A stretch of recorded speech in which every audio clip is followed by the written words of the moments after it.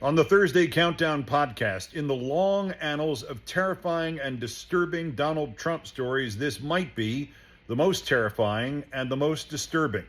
In a new book, Trump's nephew, who says he and his uncle got along well, Fred Trump III, says that in the Oval Office, his uncle, as president, favored euthanizing disabled people. Quote, "These people, the shape they're in, all the expenses, maybe those kinds of people should just die. It is somehow worse than it sounds.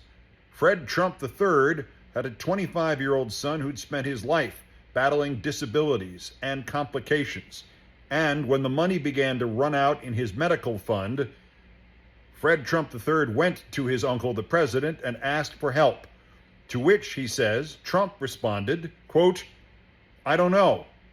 He doesn't recognize you. Maybe you should just let him die and move down to Florida. You might occasionally, under the right circumstances, consider assisted suicide to be appropriate. There are other terms for this. They seem to be more appropriate. Euthanasia is the polite version.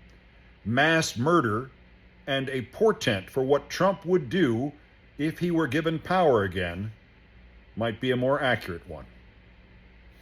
The second day of polling is in the Harris-Trump race after Joe Biden's dignified, graceful, and encouraging farewell last night.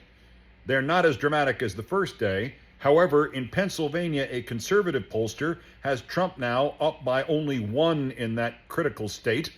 And the new CNN poll, in 1 week, Kamala Harris has cut the Trump lead in half to 3 points.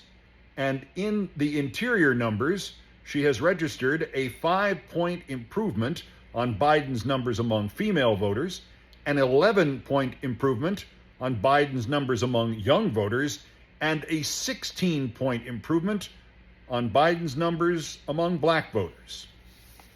All that and more on the Thursday Countdown podcast, now live wherever you podcast.